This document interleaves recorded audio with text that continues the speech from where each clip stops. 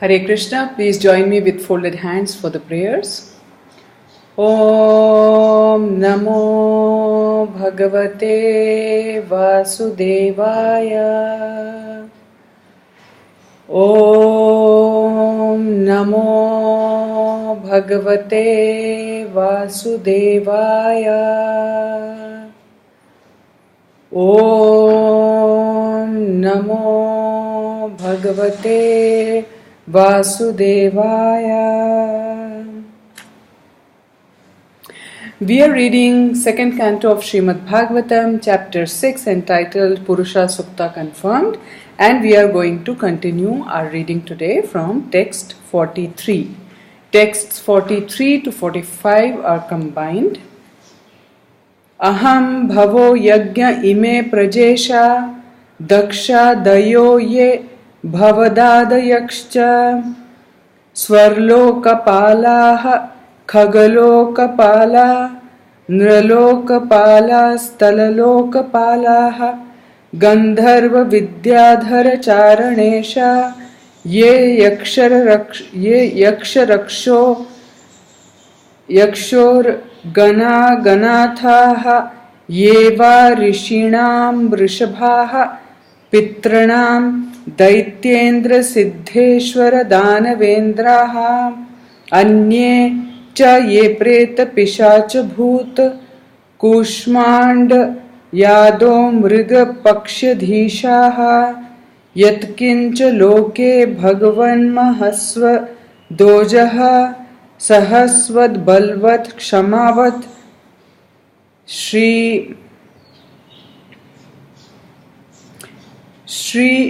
ह्री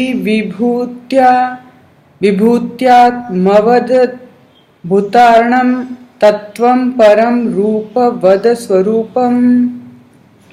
Translation: I myself Brahma, Lord Shiva, Lord Vishnu, great generators of living beings like Daksha and Prajapati, yourselves, Narada and the Kumaras, heavenly demigods like Indra and Chandra, the leaders of the Bhurloka planets, the leaders of the earthly planets, the leaders of the lower planets, the leaders of the Gandharva planets, the leaders of the Vidyadhara planets, the leaders of the Charanaloka planets, the leaders of the Yakshas, Rakshas and Uragas, the great sages, the great demons, the great atheists, and the great spacemen, as well as the dead bodies, evil spirits, satans, jinn, kushmandas, great aquatics, great beasts and great birds, etc.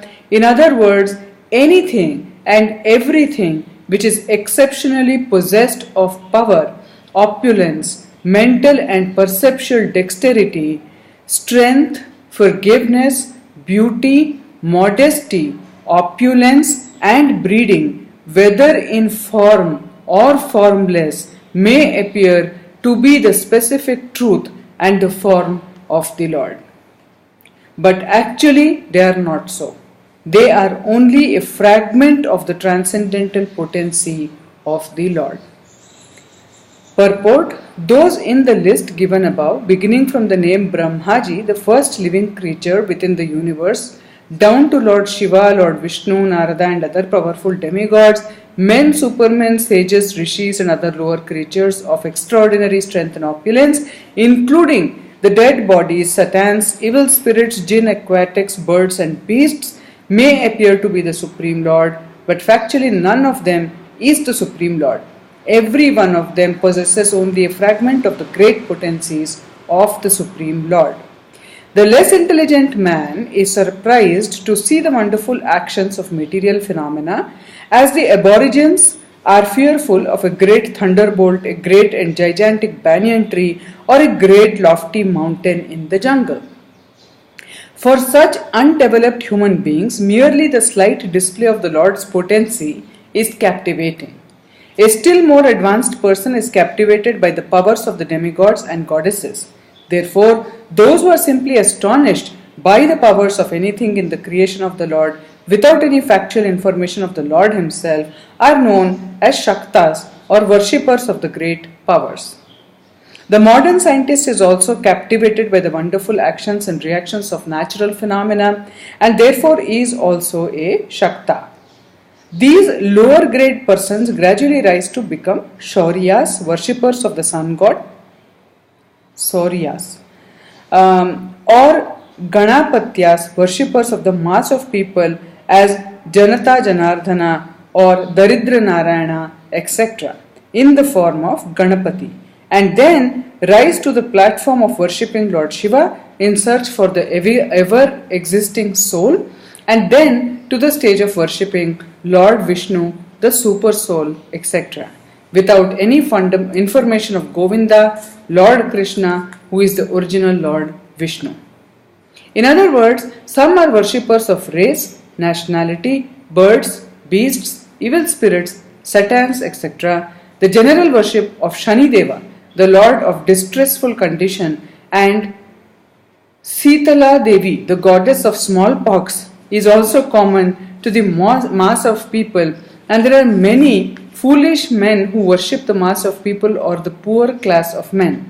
So different persons, societies and communities, etc., worship some of the potent manifestations of the Lord, wrongly accepting the powerful object as God. But in this verse it is advised by Brahmaji that none of them is the Supreme Lord. They are only borrowed plumes from the original Almighty Lord Sri Krishna. When the Lord advises in Bhagavad Gita to worship Him alone, it is to be understood that worshipping Lord Krishna includes worshipping all that is mentioned, because He, Lord Krishna, includes everyone. When the Lord is described as formless in the Vedic literatures, it is to be understood that all these forms mentioned above within the experience of universal knowledge are different exhibitions of the Lord's transcendental potencies only, and none of them factually represents the transcendental form of the Lord. But when the Lord actually descends on the earth or anywhere within the universe, the less intelligent class of men also mistake Him to be one of them, and thus they imagine the transcendence to be formless or impersonal. Factually, the Lord is not formless, nor does He belong to any of the multiforms experienced within the universal forms. One should try to know the truth about the Lord by following the instruction of Brahmaji.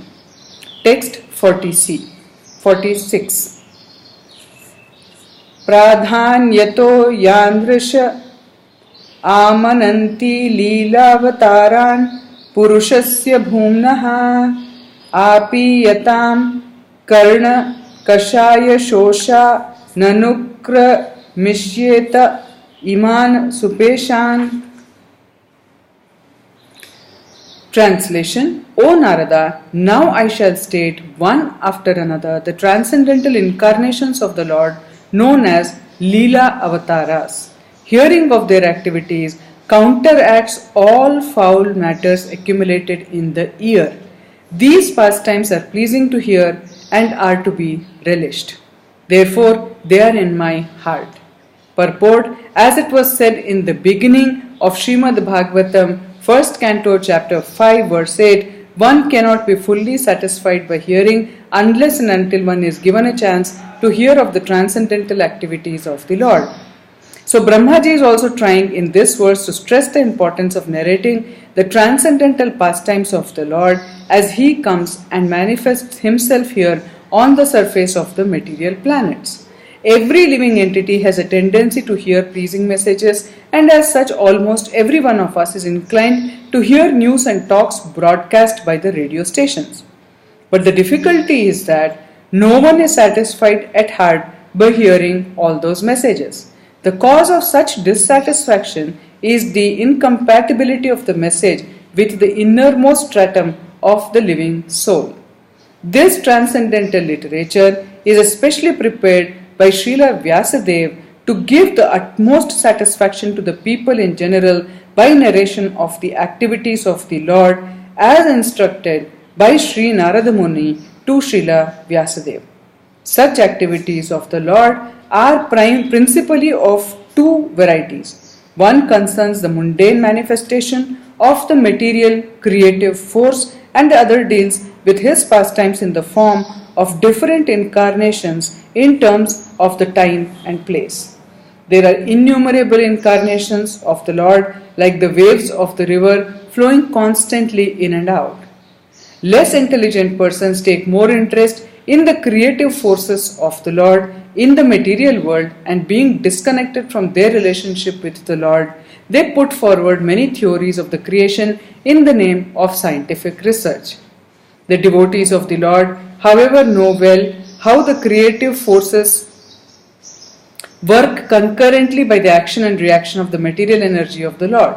Therefore, they take more interest in the transcendental activities of the Lord as He incarnates Himself on the surface of the material world. Srimad Bhagavatam is the history of such activities of the Lord, and people who take interest in hearing Srimad Bhagavatam clear their hearts of accumulated mundane filth. There are 1,001 rash literatures on the market, but one who has taken interest in the Srimad Bhagavatam loses all interest in such filthy literatures. Shri Brahmaji is thus attempting to narrate the principal incarnations of the Lord so that they may be drunk by Narada as transcendental nectar. Thus end the Bhakti Vedanta purports of the second canto, 6th chapter of the Srimad Bhagavatam entitled Purusha Sukta Confirmed. We will now start reading chapter 7 entitled Scheduled Incarnations with Specific Functions. Text 1. Brahmovacha yatrodhyatah क्षितित लोध्यरणाय बिभ्रत क्रौडीं तनुं सकल यज्ञमयीमनन्तः अंतर्महार्णव उपागतमद्दैत्यं तं दंष्ट्रयाद्रिमिव वज्रधरो ददारा. Translation. Lord Brahma said, when the unlimitedly powerful Lord assumed the form of a boar as a pastime just to lift the planet Earth, which was drowned in the great ocean of the universe called the Garbhodaka, the first demon Hiranyaksha appeared, and the Lord pierced him with his tusk. Purport. Since the beginning of creation, the demons and the demigods or the Vaishnavas are always the two classes of living beings to dominate the planets of the universes. Lord Brahma is the first demigod and Hiranyaksha is the first demon in this universe. Only under certain conditions do the planets float as weightless balls in the air, and as soon as these conditions are disturbed, the planets may fall down in the Garbhodaka ocean, which covers half the universe. The other half is the spherical dome within which the innumerable planetary systems exist. The floating of the planets in the weightless air is due to the inner constitution of the globes, and the modernized drilling of the earth to exploit oil from within is a sort of disturbance by the modern demons and can result in a greatly harmful reaction to the floating condition of the earth. A similar disturbance was created formerly by the demons headed by Hiranyaksha, the great exploiter of the gold rush, and the earth was detached from its weightless condition and fell down into the Garbhodaka ocean.